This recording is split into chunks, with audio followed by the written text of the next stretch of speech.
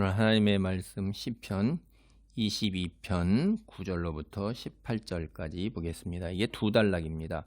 22절, 22편 9절로부터 11절까지가 이제 관계를 근거로 한 하나님께 도움을 호소하고 있는 거예요. 이게 이제 인상적인 게 뭐냐면 하나님의 도움이 지금 이제 절실하게 필요한 상황이란 말이에요. 공경에 빠져 있는 거예요.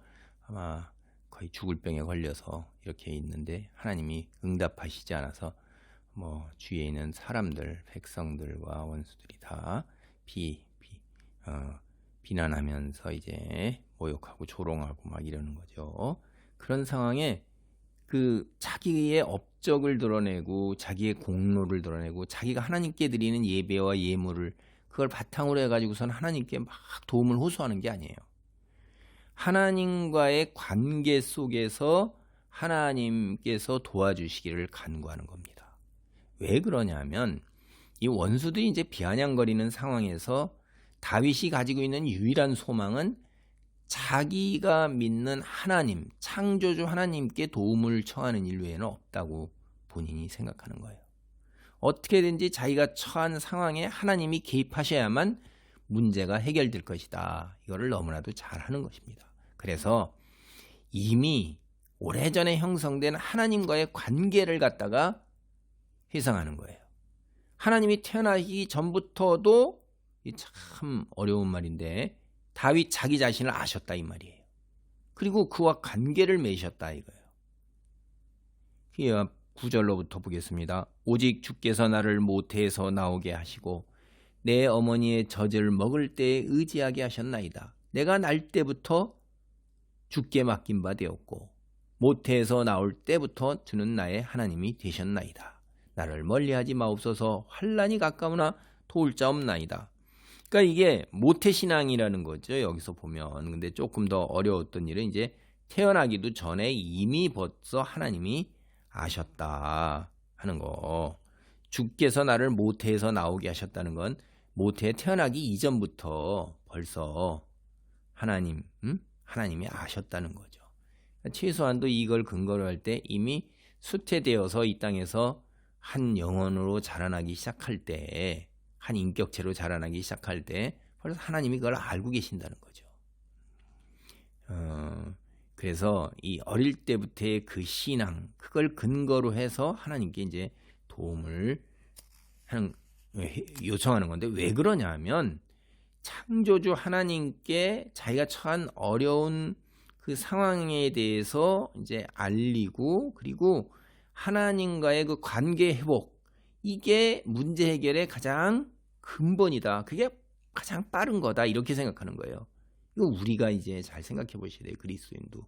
하나님과의 관계를 회복하는 것이 우리가 처한 시련과 공경에 여기에 가장 큰 해결책이 될 수 있다 하는 거. 다윗이 그렇게 생각을 했는데 이 부분도 우리가 한번 잘 생각해 보셔야 되는 거예요. 그리고 이제 22편 12절로 18절까지는 상황이 얼마나 다급한가 하는 걸 하나님께 아뢰는 거예요. 알아달라는 거죠. 이제 환난이 가까우나 도울 자 없나이다. 그러한 상황이 어떠하냐. 많은 황소가 나를 에워쌌으며 바산의 힘센 소들이 나를 둘러쌌으며 내게 그 입을 벌림이 찢으며 부르짖는 사자 같으니이다. 나는 물같이 쏟아졌으며 내 모든 뼈는 어그러졌으며 내 마음은 밀랍 같아서 내 속에서 녹았으며 내 힘이 말라 질그릇 조각 같고 내 혀가 입천장에 붙었나이다. 주께서 또 나를 죽음의 침토 속에 두셨나이다. 개들이 나를 에워쌌으며 악한 무리가 나를 둘러 내 수족을 찔렀나이다. 내가 너의 모든 뼈를 셀 수 있나이다. 그들이 나를 주목하여 보고 내 겉옷을 나누며 속옷을 제비 뽑나이다. 여러분 이거 읽어보면 금방 메시아 생각나죠. 예수님 순환. 그렇죠. 그래서 다윗이 정말로 하나님께서 다윗을 얼마나 사랑하시는가 하면 다윗은 자기가 처한 상황과 공경, 자기 일생의 의미를 다 모르는 겁니다. 그런데 이 시편 여기 지금 우리가 읽은 거는 메시아적인 관점에서 우리가 해석해 볼 수 있고 그러니까 우리가 얼마나 복받은 거예요. 신약 성경을 다 통해서 예수님의 구원 역사가 이루어진 다 완성된 그 상황에서 볼 수 있고 그 다음에 다윗 개인적인 자기의 그 시련과 고통의 관점에서 볼 수가 있어요. 두 가지 차원에서.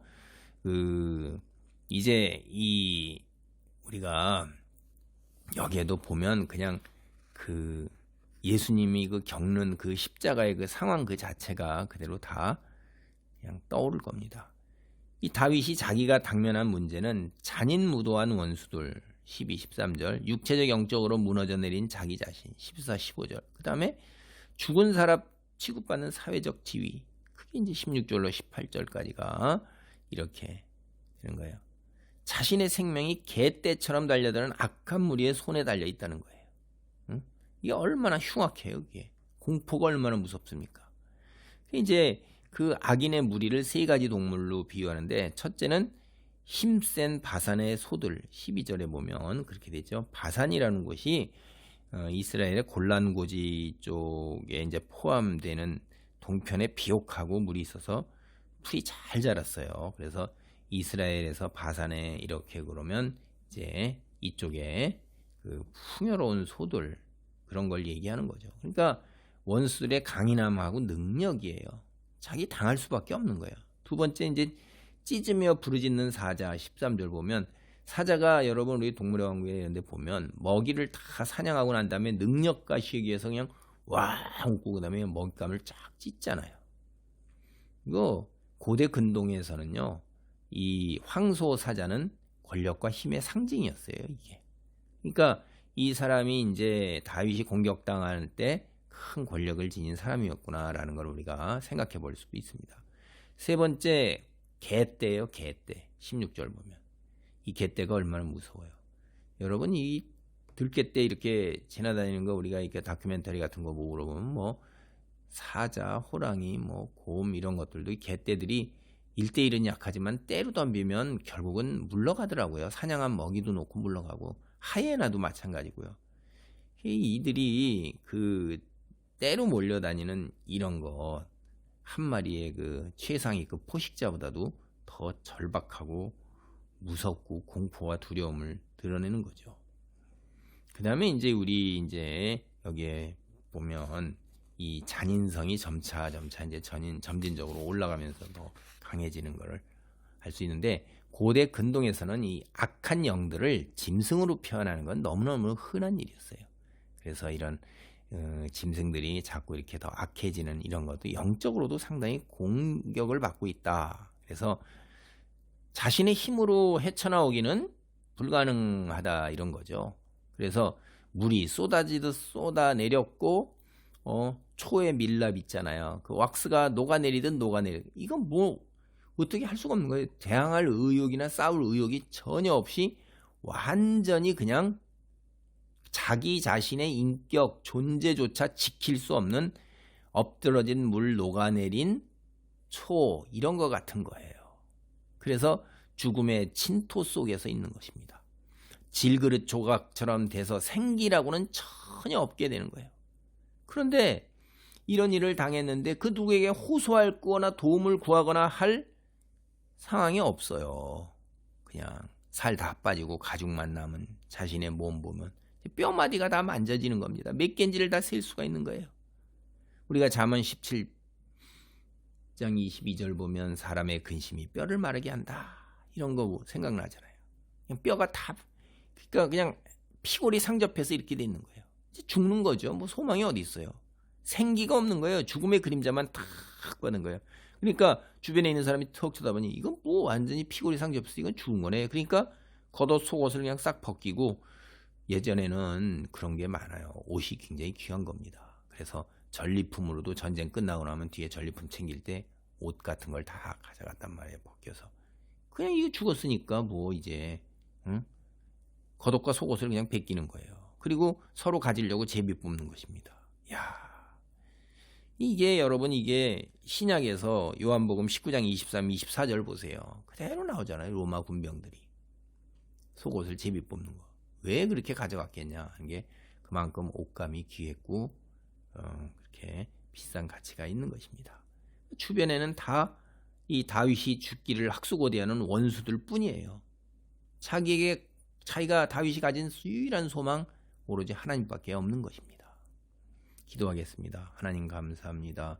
오늘 다윗은 자신의 일생을 통하여 아버지 하나님이여 다윗 언약을 하나님께 받았고 또한 그 삶을 통해서 겪는 여러 가지 일상사들을 통하여 우리에게 메시아에 대한 소망을 갖도록 메시아 예언을 행하고 있는 것을 또 봅니다. 우리 또한 우리 삶의 의미를 다 모릅니다. 우리가 겪는 아버지 어려움이나 하나님께서 주시는 놀라운 축복의 의미를 다 모릅니다. 아버지 시간적으로 종적으로 행적으로 다 큰 의미가 있는 것을 우리와 같은 피조물 인간이 아버지 한정된 시간과 공간 속에서 어찌 다 이해할 수 있사오리까. 믿고 의지하고 충성 헌신하는 삶의 자리를 잘 지켜나가도록 도우소서. 예수님의 이름으로 기도하옵나이다. 아멘.